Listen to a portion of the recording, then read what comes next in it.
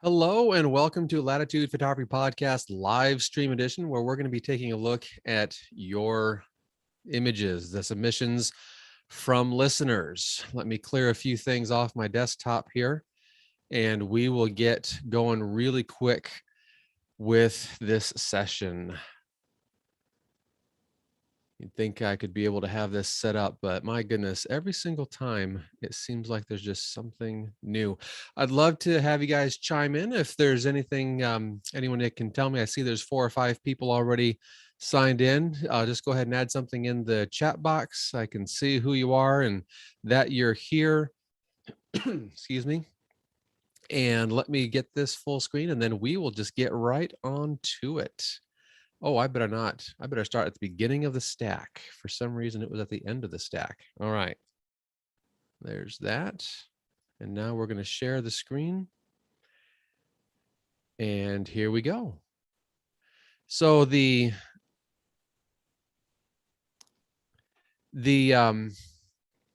topic for this month is all about in the city. And I wanted to start off. Bruce, I see you're here. Hello from Seattle. He says, awesome. Glad you are here.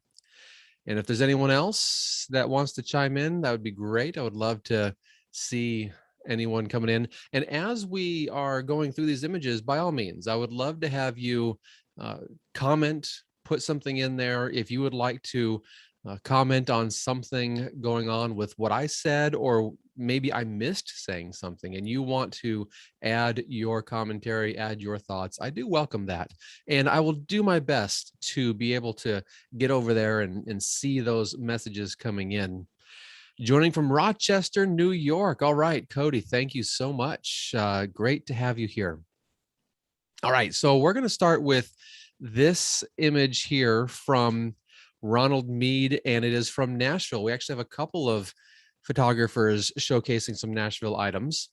And for this in the city, the reason I chose this, let's face it, it's just really different than what we expected. That's probably the biggest reason I wanted to show this one. All of these different tickets, as he says, it's a wall in front of Musicians Hall of Fame in Nashville, Tennessee there. And we've got the Elvis and Bob Dylan, the Village People, Harlem Globetrotters even. So there's just all these different tickets. And the thing about this is, okay, it's a kind of a slice of history. There's some interest there because of that. Billy Joel is on there, Grateful Dead, Chicago, Loverboy, John Denver. I mean, just so many, the Jackson 5. There's just so many cool things when you look at the details. And I think that's what this type of image is about. It's when we're looking at the details and kind of, if you had a memory, if you had some kind of, just maybe you've been to a Globetrotters, maybe you've been to James Taylor, if there's just something about that, it's going to elicit so many memories in your mind. And that's what this kind of image is all about. It's about getting those memories, or in this case, really could be just saying, hey, paying homage. Things that are really good about this image, really sharp edges, really just perfectly cropped. So we have a nice picture taken, but when we cropped it in post-production, got it right to the edge, everything is just looking perfect. Alignments, everything is just working really well. So those are some good things that are coming in strong with this image. The other thing is just the selection of the tickets. We have various colors coming in, and is the numbers, the way they come through for the dates. There's just, I don't know, for some reason I was just like, I really do think this is a pretty cool image. All right, so this image here from Jose Lopez in the city, HDR photo I shot in San Francisco. I had just purchased the EOS R and realized that that auto exposure bracketing controls were not the same as my 6D Mark II. Set different exposures manually and it all worked out. I shot this on a Sigma 2470 art lens, but should have brought the old 16 to 35. He bought that for me a while ago to get a wider view of the city. There is definitely something to be said about a wider view. What could we have done? I see greetings from White Mountains National Forest. Nice. Good to have you here.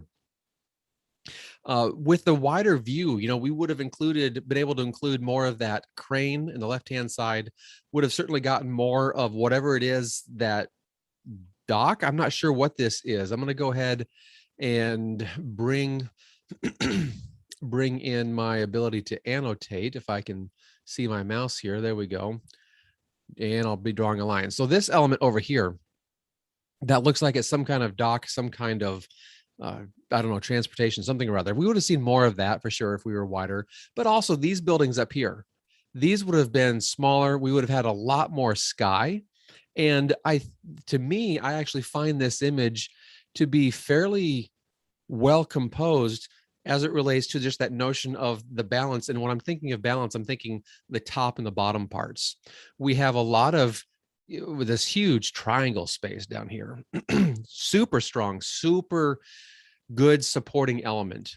But then look how it's balancing this whole notion of the city here. So there's some visual tension going on.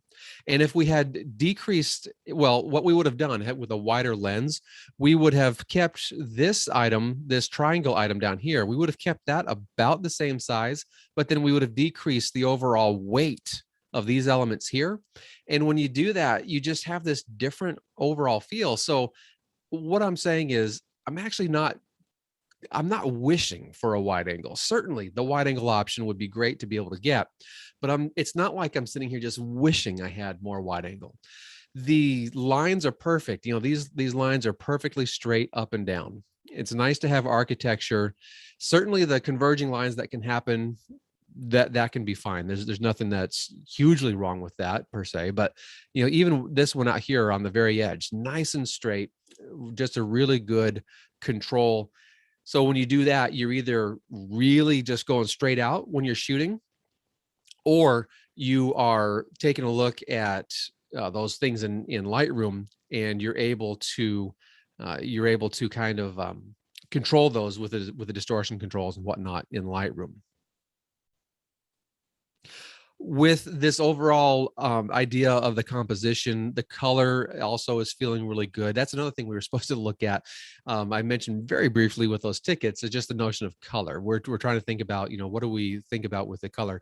One thing that intrigues me a lot in this image is the basic color differences in the street lights here versus everything else. Everything else is really cool in tone, whether you're talking about these lights down here, up in the atmosphere up here, those are all cool tones, and then we have this set of warm tones here.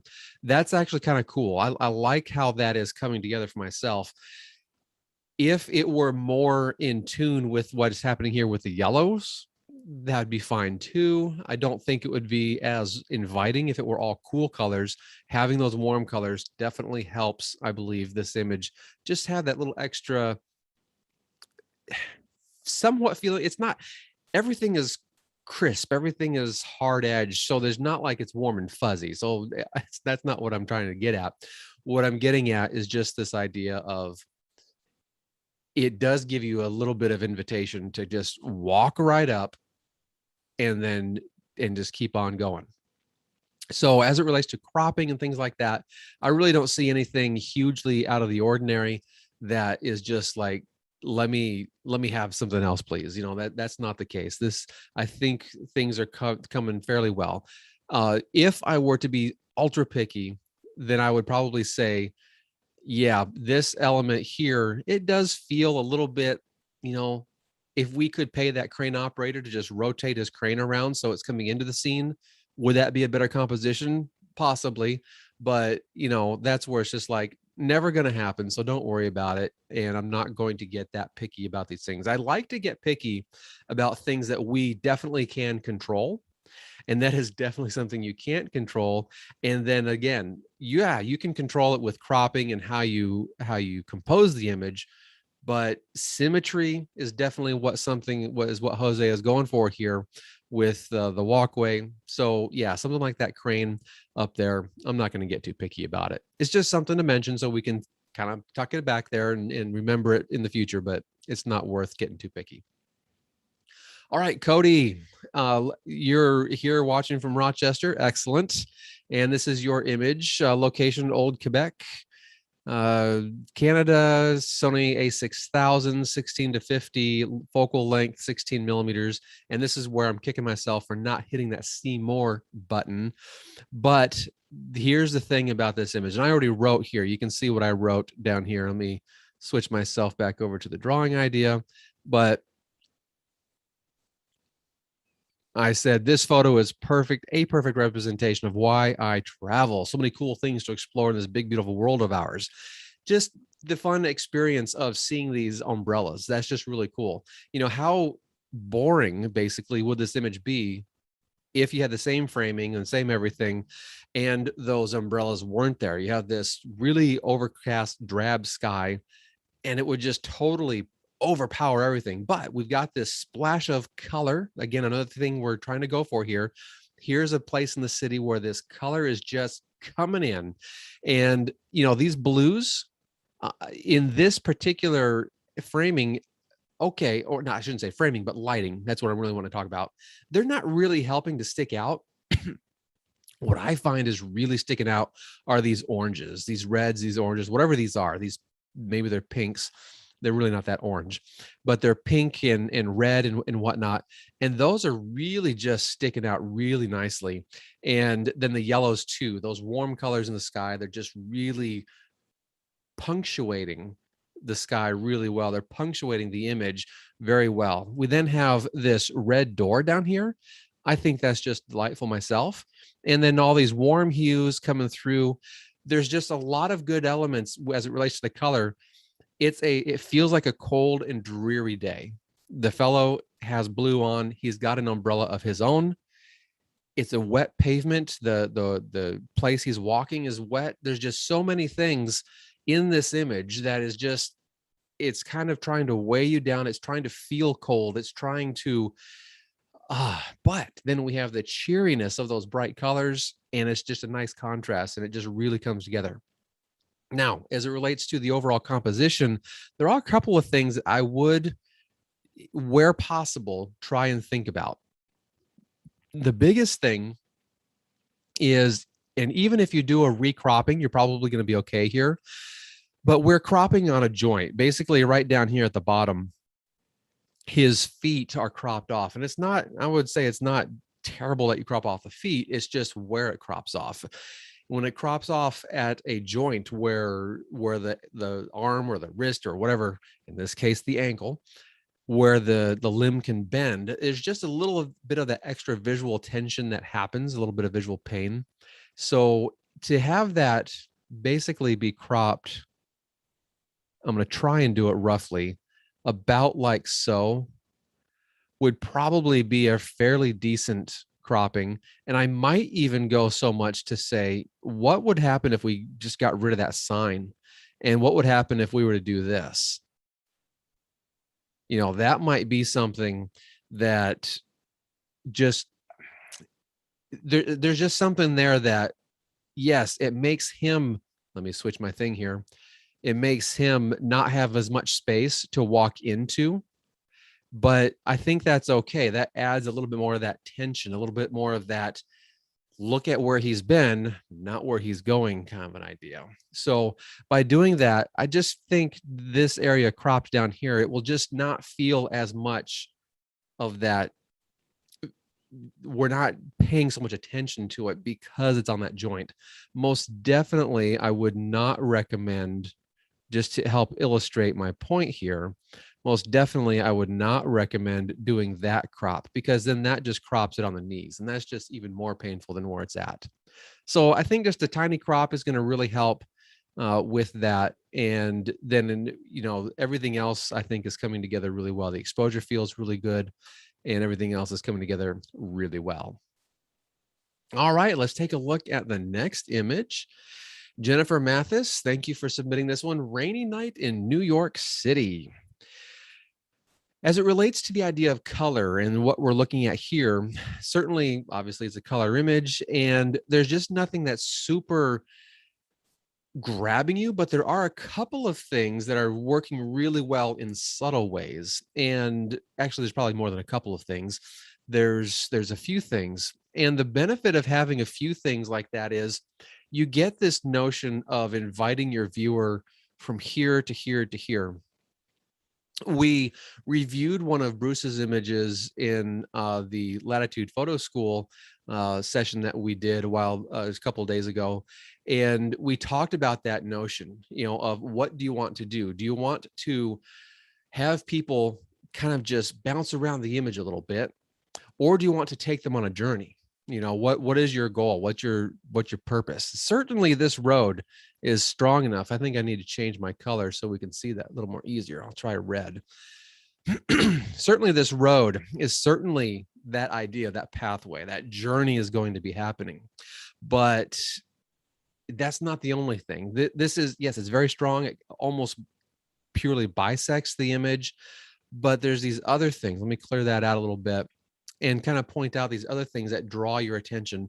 And in this particular image, I find it to be working a little bit because there's these little details that your brain can put together as the collective whole. And we're not forcing the brain, or we're not requiring the brain, you must travel in this pathway. And for some reason, this image, to me, I find that okay. All right, so certainly this building right here, huge magnet to the eye. This building right here with that reddish color, big magnet to the eye, a little bit possibly here, only because it's at the end of this element here. And then certainly all of these things here, nice and bright. And so what we're doing is we almost have a continuous skyline, but let's not forget this one. But it's not like super continuous. We don't have enough color in the sky to help, give that extra outline to the buildings. Everything, that muted tone is still a little bit, it's muted basically. So there's nothing that's causing the buildings themselves to just stand out. And then effectively what happens is these areas down here and down here almost become like negative space. And so those become, certainly way up here is a complete big negative space. But even down here, this is where there's not that much interest there, but it's good supporting elements. We have Kevin almost straight, which makes it lose what the road is towards. Yeah. That's where I think the benefit, if this is about what the road is about, then we need one of two things to happen. We either need to be hovering right over the road so it completely bisects it, or we need to have somehow more of an angle to make that a little bit stronger, make that a little more of an angle if possible, to be like, if it were something across more like that, then it would have that greater energy. But as it is now, the road just isn't that major of a piece. And so that's what causes me to start bopping about. Now, let me go ahead and kind of flip around on you some of the things I've been saying. What would happen? I always love to play with things, right? What would happen if we were to crop out that bottom section and we were to just basically do something like this? Then all of a sudden, look how much more important. Let me get back to this, and I'm going to go ahead and switch my color up. Look how much more important this area became. I didn't even see that area hardly until I had this crop, and I put that in the corner that elevates that element, then this element. Yeah, this is still the road is still that bisecting element. It would be nice probably to tone that down a little bit, but then we start to emphasize this notion of these buildings and starting to make connections. And we might then have a stronger connection because we're not being distracted by all this stuff. And so if we were to crop that, then we might go ahead and say, yes, this is more of a skyline because there's just not much else for us to look at. And so to have that emphasis of the skyline probably could help a lot here. All right. On the whole idea of color and everything else, I would love to see this image as either as a black and white with some of that color grading applied, so you can have this overall hue, maybe a cool tone, maybe a warm tone. Really, I don't know that it would matter, but cool would probably be a little more visually exciting. But it'd be interesting to see how this image would fare differently if we were to have that effect with the image. All right. Let's see here. There we go. Let me get back to clearing this, and then we'll go to the next image. All right. So Darren Whiteley, taken in my local town of Lompoc, these unusual crossings pay homage to the local wine industry, taken with a 14 to 30 millimeter lens at the extreme end of the lens. All right. So this is an interesting image in that 14 millimeters. I mean, that's really, really wide. And let's get on that. There we go. And so that really emphasizes these leaves down here. And the only thing that kind of I would like to get rid of down here is this leaf in the corner, but it really emphasizes those leaves. I would then like to see, I think, more emphasis on this line here, either bringing it somehow so it just rides up the frame line, or include the whole thing. I'll clear this out so we can see what I'm talking about. If we included the whole line, that would help make it stronger. Now, of course, I don't know what's over in this area because I'm just not privy to that. But if there was something distracting there, like maybe a car was parked there waiting to go or whatever the case is, certainly, I would probably end up making the same decision of framing. I'm also curious what we can do, if there's anything, to add a little more interest, a little more pop to these elements in the road here, just to give them a little more energy, a little more interest. Taking the clarity slider would probably work well on that. Overall, the composition has a good foundation down in this area, but that's where, for some reason, up in this area, for me, I'm trying to make that work out. If this were darker up here in the top, just like maybe half a stop darker, use the slider, use the slider in, not the slider, it's the graduated filter I'm trying to think of in Lightroom, to just darken that sky in that area just a little bit. Just subtlety is your friend here. And then that's going to really hold the eye down. And if that's, I'm guessing that's his purpose. He's talking about the crossings and such. So if that's your purpose, let's go ahead and keep that eye right there in that area. And we can do that with a little bit of post-processing trickery that doesn't feel fake. That's going to be the huge thing, is we don't want it to feel fake. Kevin, you're saying, I see where it looks to go, but the lines lead to. Are you suggesting, Kevin, the lines don't lead to much, like the lines lead to nothing over here? Because I think I can see what you're getting at. Maybe you could argue they lead to that vehicle, but that vehicle isn't all that interesting. And that's where, again, with that darker element, it's coming down from here to darken this across the whole thing, not just that one area, but across the whole thing. That's where then these areas up here become a supporting element, not the main interest, because they do compete with the main interest. Thank you, Kev. Thank you, Kevin, for clarifying what we're saying there, what we're going for there. All right, the next one, Ryan Cameron, a sunrise shooting session where a couple of highways intersect in San Diego. My favorite element is the difference in lighting as the interchange lanes cross. This was shot with a drone. All right. Yeah. So what we're looking at here with those interchange lanes crossing, certainly this nice X shape that happens here. And I'm going to change my colors real quick. I think I'll go with the yellow this time. And certainly we also have some of these support beams that are providing some good energy levels. So here's the thing on an image like this. Well, we have the drone, so it's elevating our point of view. And so that automatically makes it a little more unique than what we might be used to. Now, we don't really, quote, know it's a drone shot just by looking at this. I mean, what's to say you couldn't be on top of a truck, or you couldn't be on a boardwalk, or you wouldn't be in some office building, parking structure, whatever else. We do have a parking lot right here. So that tells me there's some type of public access to this area. It's not like it's just, it's not just an empty space, right? This is where intersections work. Absolutely.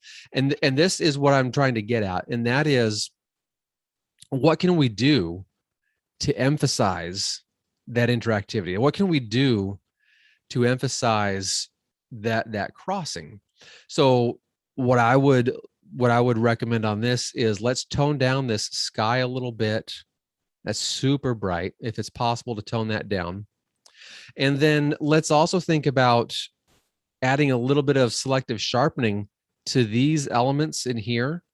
And you'll hardly, again, subtlety is going to be super key here. Well, I always like to say subtlety is key, because when you're adding those sharpening elements, you don't want it to feel fake. You don't want it to feel like there's some kind of sand painted onto the concrete. You just want it to feel more present in the concrete. And so by doing that, you're going to attract a little more attention to it, and it's going to come in pretty decently otherwise. I'm also a little bit wondering, this requires exploration of the area, but I'm also a little bit wondering what would happen if we were a little bit lower. If we were a little bit lower and a little bit closer, we might be able to de-emphasize this dark spot here, this additional road up here. And then we might be able to emphasize possibly this section of the road, because it connects from here, but we might be able to then emphasize this section of the road. So overall, I think it's a fine representation of what it is, but it's about saying, what can we do to elevate the importance of the roads and elevate the tightness of the composition. I'm also a little bit distracted by these trees here. And because of those trees, if they were off to the side and they were over here, oh, that would be perfect, because they would be in front of this element, which is very strong. And then we'd have a little bit more space here to work with compositionally. We maybe move the drone a little bit, whatever the case is. Hopefully that makes sense. If anyone has any thoughts that you'd like to share, again, I really do welcome any thoughts that you would be willing to share.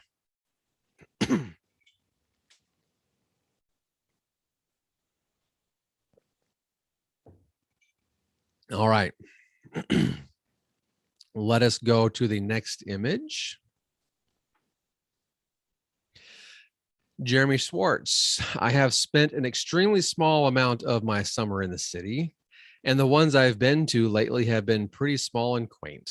While waiting for a bus to take me back to the Appalachian Trail after a town resupply trip, I spotted this geometric scene in the transportation center near Fort Rutland, Vermont. Awesome.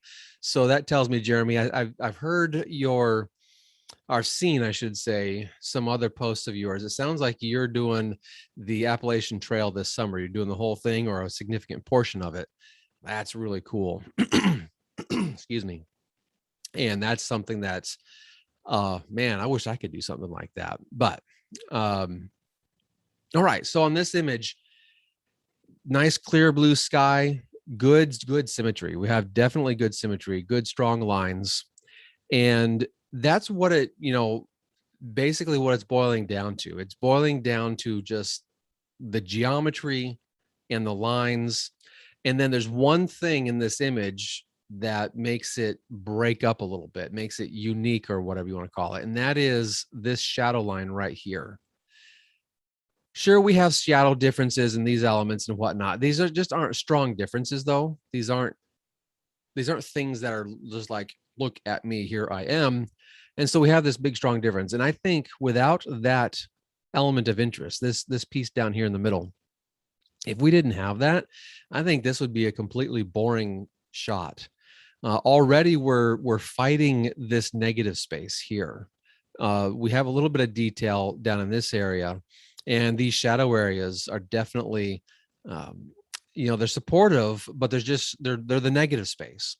And thankfully we have this piece of interest, because without this piece of interest, it just wouldn't be something that I don't think would be catching to the eye. What we have with the repeating patterns, the repetition of these elements coming up, that can be all right. What I would like to see happen, let me clear this really quickly.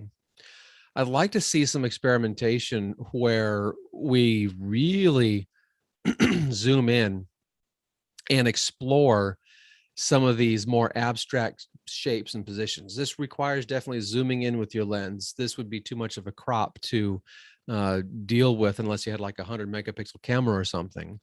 But if you were to zoom in something like that, or maybe, take it into something like this or whatever, then you're going to really be saying, look at these shapes, look at the strength that we have here. And you're boiling it down just to those items, just to those very few pieces.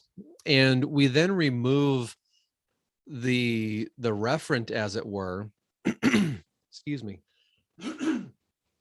You remove the referent of it being a roof element to this structure, and then you are just saying, look, this roof element is abstracted into these shapes, into these lines, and it's powerful and it's strong and everything. And Kevin is saying this might be a really great black and white, really neat black and white. Yeah, I got to agree. I would like to see some experimentation in black and white too, because the color, that's one of the things, that we're trying to look at tonight. I forgot it, I guess, on the few of the images prior, but the color is what we're trying to think about. Does the color help? And in one of the posts that I made, or maybe it was in one of the podcast episodes, where I was saying, maybe possibly the lack of color is to your benefit. And we actually literally have a black and white image coming up here in a little bit. But yeah, with the blue, the green, and whatever color this is stuff down here, there's just nothing that's saying this color is really helpful. And so if we remove the color, then that just focuses us more on those abstractions of the shapes and the forms and such like that. All right, now here's one that's some serious color.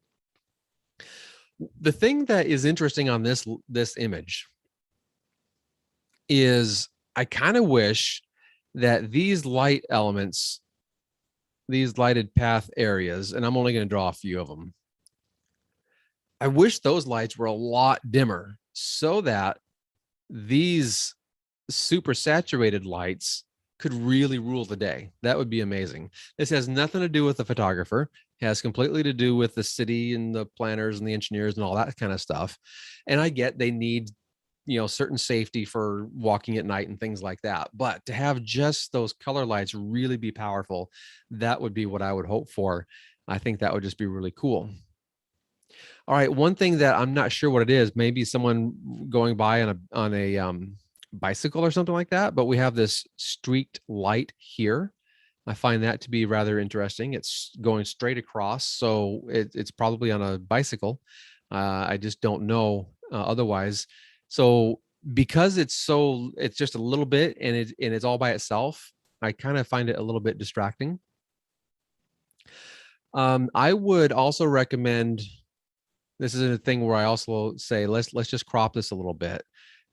Probably in this neighborhood here, even if we were to come in and take that color in the foreground, no, I think we might just want to do something like this, where we emphasize, because with this crop, we're going to really emphasize these color elements down in here. And then we're going to minimize, we're going to get rid of all this sky area, which isn't really, we don't need that much negative space, I don't think. And then it becomes I believe that becomes a fairly more dynamic cropping, because let me redraw that. And then I'm going to change my color. And we'll go to pink this time. And it really puts a big emphasis on this line here. And when you have that line, that straight line, then you have pretty much a converging line with this one as well. When you have those things coming together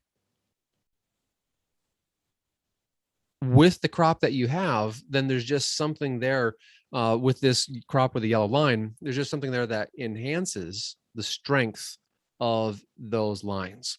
And so when we're looking at it, at the image, it's just like, yeah, it's a nice, beautiful sky, but is our purpose this pathway? Since we don't have a person, if we had a person standing here and, their head was up here and their body was coming and doing this, and this is obviously extremely crude, but if we had a person standing here doing that, certainly that would create a completely different dynamic to the image. But we don't have that. And so let's make these really, really strong and powerful. That would be my recommendation. All right, next image. Now this one surprised me a little bit because the theme is in the city, and here we have Brett Baker submitting the smoke in the air in Salt Lake and Utah counties has been unreal. So certainly we have some forest fires going on, but at least I got an image I like. More importantly, my wife likes it. In the city, forgot to tag it earlier. Shot in Eagle Mountain, Utah. Hope the tag isn't too late. So I'm going to guess the Eagle Mountain is a town. I honestly don't know. I didn't look this up. I mean, we had it submitted by Brett, so I figured, well, I'm going to run it anyway. All right. So here's the deal on this image. Definitely lots. We can see Steve here commenting lots of negative space, lots of this. Again, let me get my drawer on. There we go. All this space in here. And so I can't really see it all that well with pink. So I'm going to change it to yellow. All that space in there. Definitely empty, definitely void of anything interesting, definitely strong in the color. Nice positioning of, just a little bit of interest down there on the horizon. Super zoomed in. We got the sun real big. I guess the only thing I might go for on this is to say, are there other structures that we can think about to provide a little more visual interest in the foreground area? Because that's about the only thing that I feel could maybe help out a little bit with the interest of the intrigue that might happen with the image. Compositionally overall, the fact that the sun is off center, sure, that's fine and wonderful. I find it maybe a little bit high in the frame, but that's just me being super picky. But I do kind of wish we had just a little something more of some kind of visual interest down here along the horizon. And again, I don't know the area. I don't know anything about that. It's impossible for me to really adequately, fairly judge without having a conversation with a photographer. This is where we just say, what would it be like, and trying to imagine a little bit. All right, next image. All right, Chad Holiday. This is our second image from Nashville, Tennessee. Evening in downtown Nashville. All right, so with this one, certainly very strong line along the waterfront, and then this element coming down this way. So we have this triangular, almost funnel type shape coming in, and then all these beautiful colors. Look at all the colors just coming down here in the water, and how that all just reflects and everything. So that's looking really nice. So certainly some good things here. And then some great negative space down in here, great negative space up in here. So compositionally, I'm going to say, sure, I don't find anything wrong with it. I might suggest, let me clear this out just a little bit. And there we go. I might suggest tilting the camera up just a hair, because I don't think we need all this stuff on the bottom. And if this spire here had a little more to point to, this is where I'm going to say, I think we could benefit possibly from a little extra on the top here. But that's, that's something that you can easily do in Photoshop as well. If you don't have it in your frame and you just need to add that in Photoshop, Content Aware Fill is going to do a pretty good job. Oh, Kevin, I just saw your comment. What about a narrow crop? That was probably on the bridge image, or are you suggesting that on this image? The coloration, I do think our colors, especially these yellows, for some reason to me, and these yellows over here, for some reason to me, they're just coming in a little bit strong, a little bit rich. I just kind of wish they were a little more toned back. And if you're using the white balance tool, when you do that, when you shift that color, certainly everything up here is going to be more blue as well. And I think if we shift that slightly more blue, I think our color balances are going to feel a little more inviting, a little more in tune. Thank you, Kevin, for helping me out there, telling me you were talking about the last one. Yeah, all right, let's go on to the next image. And all right, here we go. Drake Dick. Let's see. While my preferred photographic environment is out in nature, I enjoy taking my camera into the city occasionally. Found this old church in the city and thought it would be a good subject. Yeah, absolutely. All right. So on an image like this, I'm trying to think about,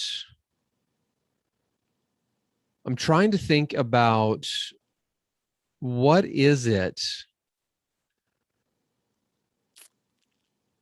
that, and as I'm quiet, as I kind of quiet down, I'm honing, I'm putting together my thoughts. So we've got these strong elements down here, right?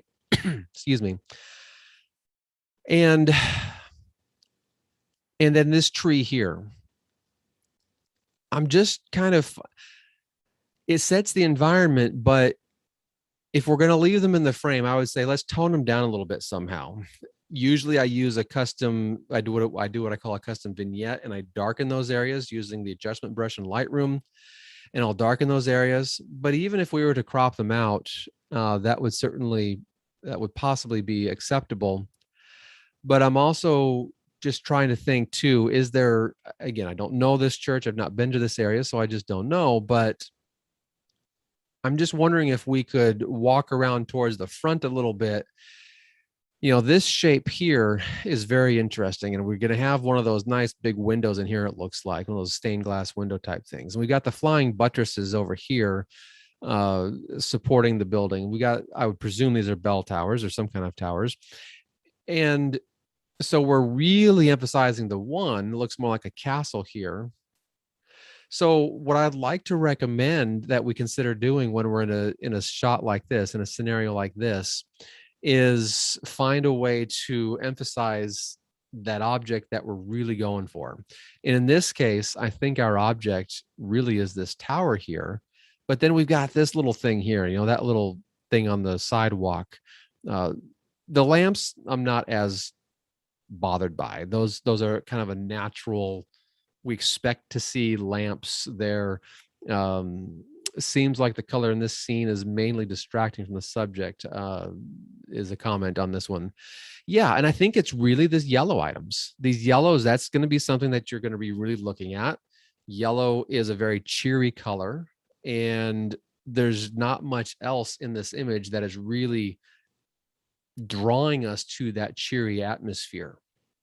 So that's where I'm just a little bit kind of, I always appreciate the subject, and I always appreciate being able to experience what the subject is like.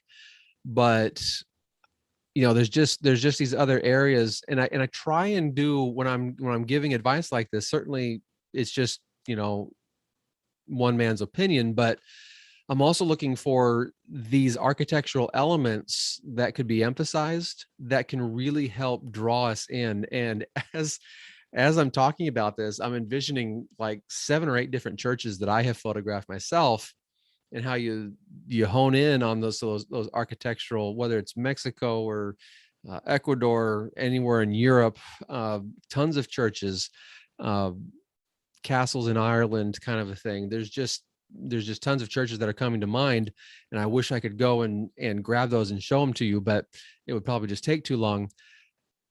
But that's where I'm just saying, find these elements, find ways to bring attention to these elements that are really helping communicate the character of the place or the subject. And I think that's where you're going to find massive amounts of success. All right, next image. Let's clear those items there. All right, now here, I mean, a little bit of a specialty, I guess. I do wish these cars could be moved, but whatever. That's just whatever. Not anything that we have control over. But the L in Chicago, awesome stuff. I was born and raised in the suburbs of Chicago, only occasionally got down to the city. But whenever there's something from Chicago, it's just like, oh yeah, that's like my old backyard, so to speak. All right. So Wendy Gunderson, thank you for submitting this image. I was trying out a new film on this day trip to Chicago this summer. I love how it desaturates the colors and the look it gives to the city streets. Yes, absolutely. Her Mamiya 6 medium format film camera with Lomography Metropolis. All right. Yes, yes. The muted colors definitely helps in this very industrial section of the city where we have the subway, effectively the light rail elevated. So I call it the L. It goes in a loop around the city. There's a main section as a loop that also has things that go out. And so that's why they call it the loop. It's a specific region of the city. And so we just have all these details, all these lines, all these wonderful support elements, and all these converging lines. There's so much strength. And then these lines, these vertical lines, are nearly perfectly vertical. So we know we're shooting straight across out onto the subject. And so it just creates a certain sense of that iron age, that, that industrial aspect to it. Certainly it would be nice to find a way to minimize the distractions if possible, like the cars. But when you're walking about the city, especially if you're with family and stuff, certainly there's some limitations that you might run into. And, I think, that's fine. We understand that. That's all good. As it relates to anything up top, I'm not distracted by anything up there. I'm not really distracted by much else. I even especially want to note the shadow being cast on this brick wall here. That's a nice little vignette of just something extra interesting, and it's nice to have that included. So certainly good job on that. Now, here's one thing that we could do potentially to see what can happen compositionally speaking. Not that I'm going to suggest cropping this image, but I will use the rectangle tool to think about moving into a different, slightly different location.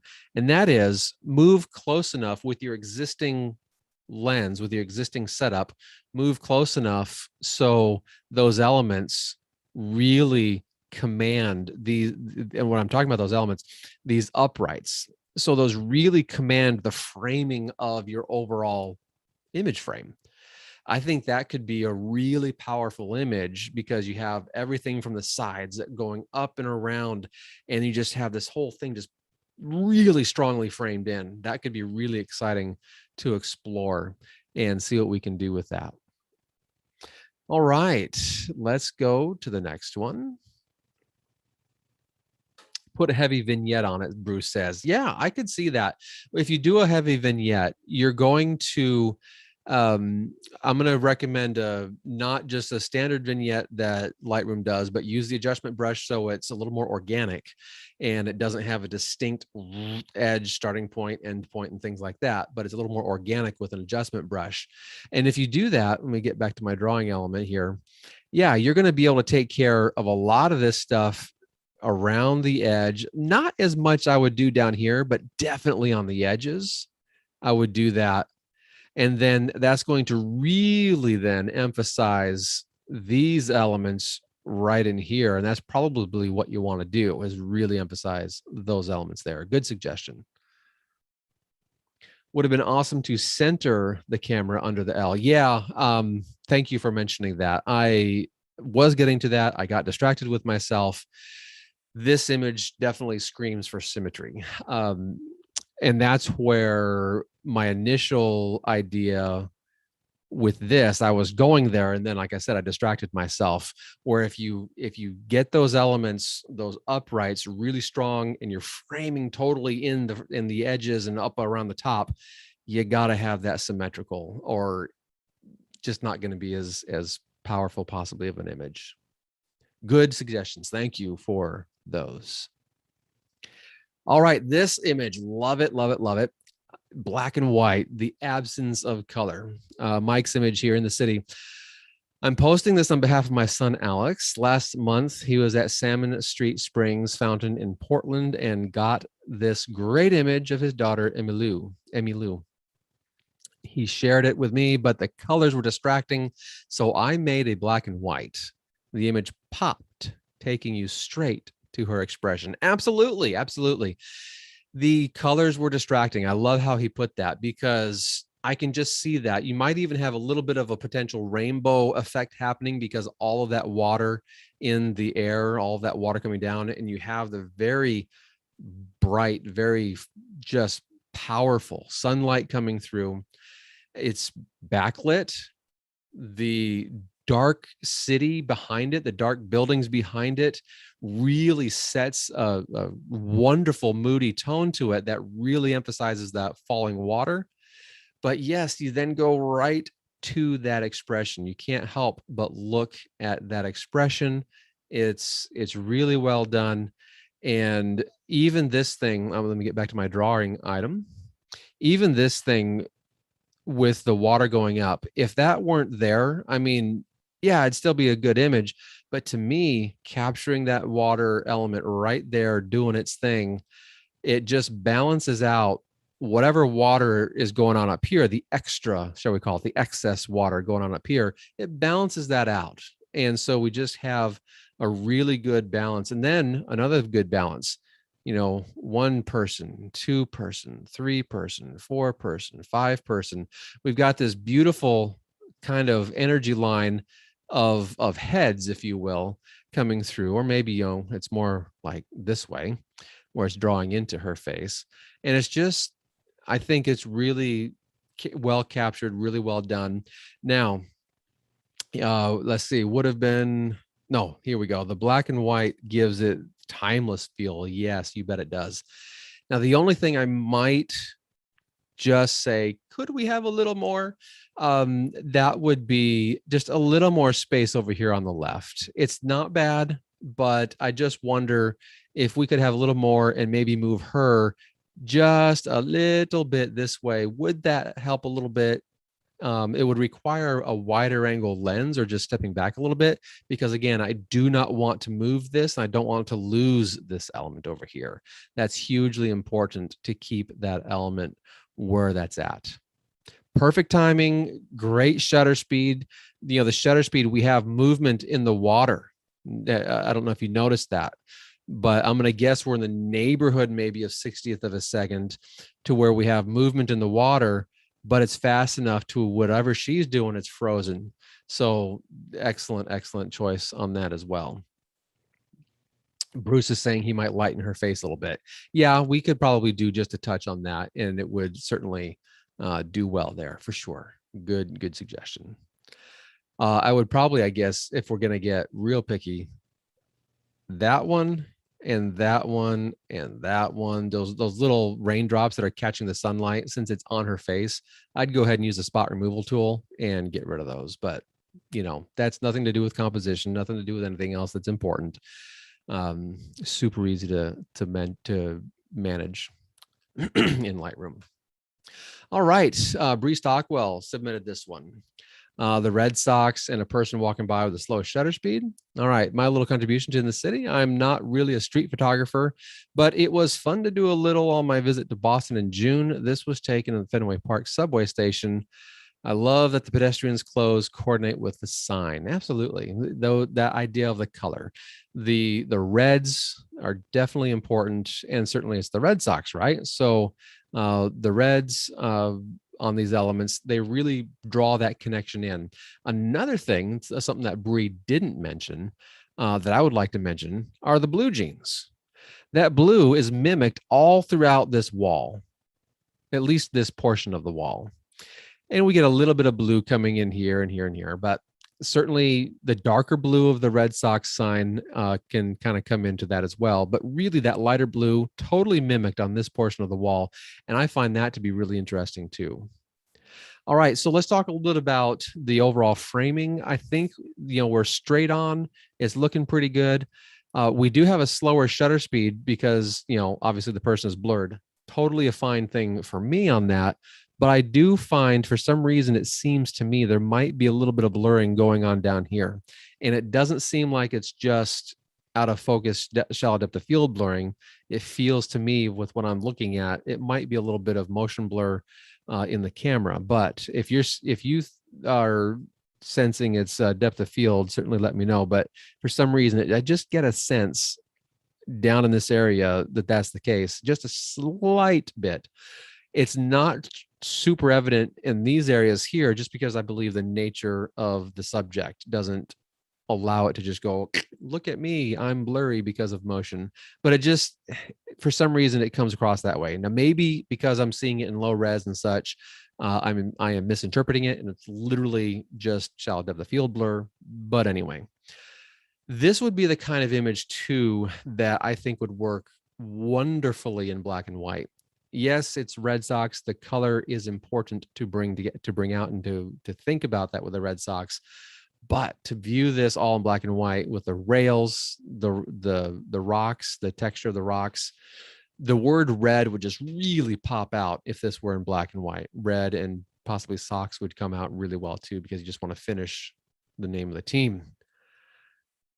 As it relates to the idea of this person walking towards the exiting of the frame, that just increases the tension a little bit, the visual tension. You know, if this person were just coming into the frame, the brain wouldn't have anything to think about it, really. The brain would look at it and just be like, oh, okay, whatever.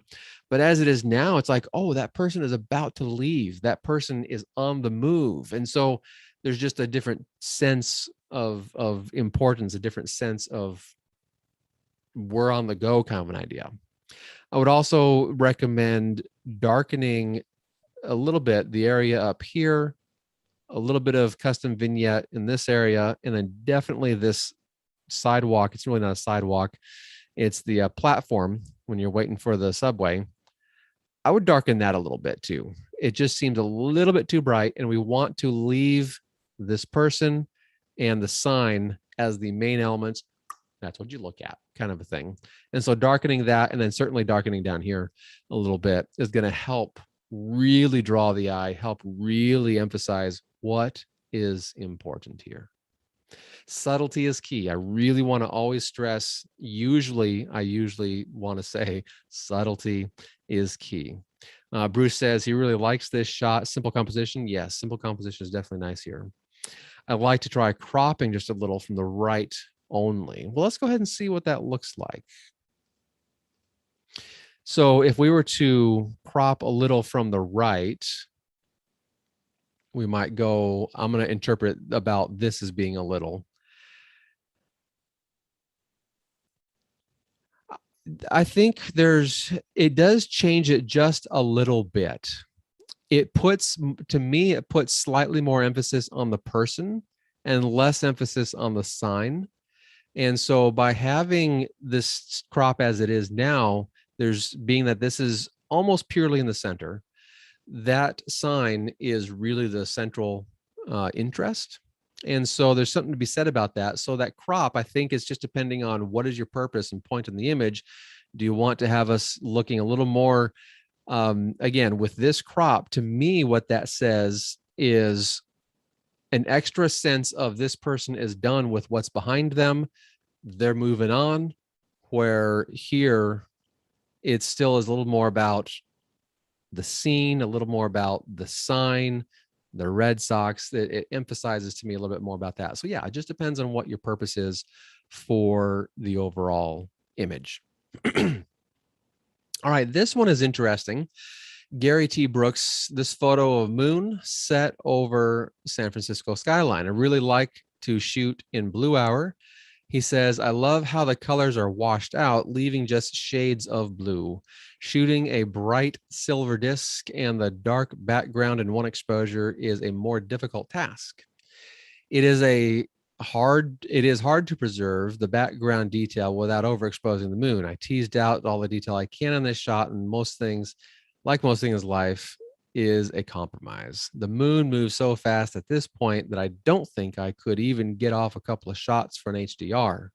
Probably not. This is where you would get a shot of the, if you wanted to do that and composite it, you would get a shot of the city skyline before the moon even came in the frame, and then you would shoot it with the moon in the frame. The city skyline would be really dark, and that's fine. And then you can blend it in Photoshop super easily.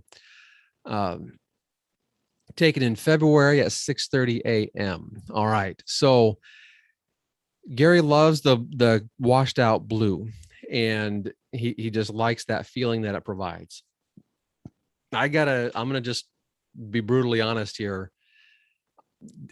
I don't find that helping the image. I'm not going to say it's necessarily, it's not that it's bad or anything. I just don't find the blue helping the image. The washed out blue sensation. I do kind of wish we had cropped or otherwise moved the camera, tilted the camera up a little bit. All this area down here, I don't really find that necessary. If we had more reflection coming in here, then it would be. But because of that blue is washing everything out, the reflection is just lost. And so I would say let's not worry about that. And I would say let's go with maybe something along those lines here, like that, maybe a little deeper down. There we go. Maybe something like that would be appropriate, somewhere in that area. But yeah, I'm just, the washed out blue is just something that I'm having a hard time putting my mind around. And so this is where I would say I would love to see this one in black and white, because then the subtle warm hues that are coming through in the moon and whatever this glint is off this building here, that's going to really, those two elements are really going to, I think, jump out and stand out at us. Of course, we have this one here too. But those two elements are going to be super points of interest, the moon and that glint coming off that building. And then it's just not, we're just not going to be left. I think anyway, and feel free if anyone's out there and you're just like, you love the blue, I want to hear from you. But I'm just saying I'm not feeling it for myself. And so, yeah, that's all there is to it. Kevin is asking, is it an illusion or does the moon look warped a little? So yes, there is a little bit of, let's see if I can. So yes, instead of being a perfect circle, the moon in this, the moon in this region up here does feel warped a little bit. That can happen certainly when we are getting a super telephoto shot. I don't have the information as to how zoomed in he is on this lens. And then that Earth's atmosphere, especially when we're over a city with some pollution and such like that, we're going to get some distortions, some optical illusions or distortions happening. Certainly I've seen that happen. So I'm not surprised, I guess I should say, by what I'm looking at here. All right. So this takes us to pretty much the end of the images. And I wanted to just briefly give you a brief tour, if I could, of Latitude Photo School. And I've got that right over here. And I wanted to just kind of show you guys. I know some of you here, you are actually already members, and thank you so much. That's wonderful. But when you log in, as you register and you log in, I just wanted to show you how easy this is to use with the dashboard. And we've got some news elements coming in here. I've got my production roadmap, which is telling us what's coming up, information on the next live Q&A. So on Sunday, this is something where we're going to have another one, but we get to go deep dive. And so any questions you have, if you want to do an image review like we're doing here, only even deeper, we'll go way deeper. That's what we do. That's what we cover in Latitude Photo School. And then as we look at the classes, the courses here, and tutorials and mini courses, this looks like it's not a whole lot right now, but let me tell you, there's over 8 hours in master photo printing, actually 9 hours about, and then in design and creativity and photography, that's going to end up being about 9 hours worth, probably closer to 8. But anyway, I'm in the middle of recording my chapter 3 on that one right now, and that will be added by the middle of next week. Chapter 3 and chapter 3 has these mini assignments for every single piece that you go through, and then a major assignment at the end. That's the huge benefit of Latitude Photo School, is you get these assignments more frequently, but also you then get the, well, I can't say immediate, but you then get the feedback opportunity to have just this back and forth constantly as you are going through and learning these tools, learning these items. Now, I'm going to also put out a video next week that will preview a little bit of this, but it's also going to show you one of these lessons in chapter 3. And so you can see exactly what we're talking about. But as we go into it, I just also wanted to show you, we have a nice layout here. When you take the course, when you take that little lesson and then you go back, it will mark it so you have all this information saved. So I'm going to hit complete lesson here. And then I'm going to go back to that option there for setting the stage. And then you can see it marks me that as having already seen it. And I can look at it again, but we have that progression tracking going on. That's really important when you're trying to learn something new. So there's also, some quick wins. These are what the members are being able to talk about. And, I just love being able to do these short videos. So that's going to be all I'm going to talk about tonight. I just invite you to check it out. Just my website, brentbergherm.com, and see if that works out for you. By all means, do give me an email, brent@latitudephotographypodcast.com or brent@latitudephotography.school.com. And I'll just love to help you. I'd love to answer any questions you have about what we have going on there. All right. The next item that we're going to be talking about, I am unable to do a live image review in September. I am going to be out in the wilderness. And so we're going to be doing it right now. We're going to plan for October 14. It's right in the middle of the month. And we're going to do it at the same time, 6:15 p.m. That's a Thursday, 6:15 p.m. But the idea is this notion of looking up. What is it as far as looking up? So anything along those lines, whether you're in the city, you're out in the woods, it doesn't matter. We just want to keep it still in the travel outdoor genre, of course. But what can you do with this notion of looking up? And then the design element that we're going to be trying to talk about and think about is lines. So anything to do with lines, curvy lines, straight lines, angled lines, whatever the case is, lines is the idea that we'll try and do what we can to weave into the conversation. All right. Thank you so much for being here. I really do appreciate it. It's been a fantastic time. We've had some great feedback and conversation. I do appreciate that. That's always good to see some interactivity going on there. And do let me know. Please reach out, Brent@latitudephotographypodcast.com. If there's anything that we can do here to make this listener submission reviews easier, better, whatever the case is. If you've got suggestions, I've got ears, or in this case, it's an email, so it's going to be eyeballs. And I'm just interested. I would love your feedback if that's anything that you're interested in giving me any feedback on. Thank you so much. You're welcome, Bruce. Thank you for being here. And everyone else, thank you as well. Kevin and, we had Ryan. Lots of, Cody, you were here. Lots of just wonderful comments coming through. Really do appreciate it. And I hope y'all, let me take off my screen share now. And I hope y'all have a great evening, and we'll catch you next time. Until then, happy shooting.